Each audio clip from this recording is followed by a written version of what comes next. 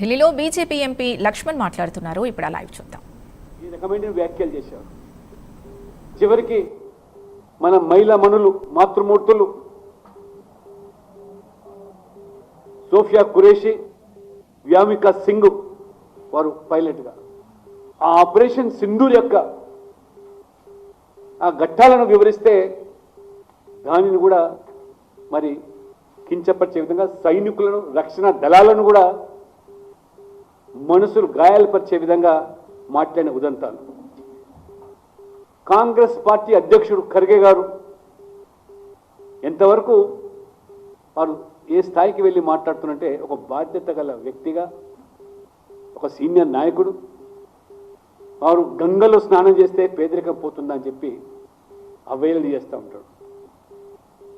అంటే కుంభమేళలో 100 కోట్లపై ప్రజలు పవిత్ర స్నానాలు జరుపుతూ ఉంటే ఓర్వలేక మరి మీ అక్కసును ఈ రకంగా వెలగక్కుతున్నారంటే, ఇదే విధంగా ఇతర మతస్థుల మరి వారి యొక్క మనోభావాలు గాయపరిచే విధంగా మీరు వ్యాఖ్యలు చేసేటువంటి సాహసం చేయగలుగుతారని అడుగుతున్నాను. ఇన్ని జరిగిన ప్రజలు ఒక స్పష్టంగా ఈ రకమైనటువంటి అభివృద్ధితో పాటు మోదీ గారు అన్ని వర్గాల శ్రేయస్సు కోసం పనిచేస్తూ అందరి మెప్పు పొందుతూ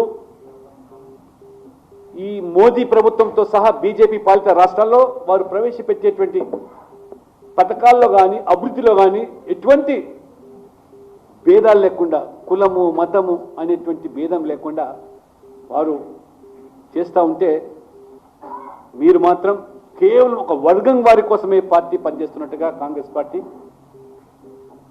అస్సాంలో మీరు చూశారు ఫలితాలు. 19 మంది కాంగ్రెస్ గెలిస్తే 18 మంది ముస్లింలే. ఈ తెలంగాణలో అంతకుముందు కూడా ఇదే బీఆర్ఎస్ నాయకులు వారు చేసేటి యజ్ఞాలు, ఓట్ల కోసం మాత్రం దేవుళ్ళని కించపరచరు. అదే కరీంనగర్లో హిందూగాళ్ళు బొందుగాళ్ళు అంటే హిందువులంతా ఏకమై కర్రు కాల్చి వాత పెట్టినా మీకు అటు బీఆర్ఎస్ కానీ మీకు కానీ బుద్ధి రావటం లేదు. ఈ రకమైనటువంటి వ్యవహారాలతో ఈరోజు ఈ 2 పార్టీలు తెలంగాణ ఆనాటి హైదరాబాద్ సంస్థానాన్ని ఏ రకంగా రజాకారులు నిజాం నేతృత్వంలో అరాచకాలు, అత్యాచారాలు, దురాఘాతాలకు పాల్పడినటువంటి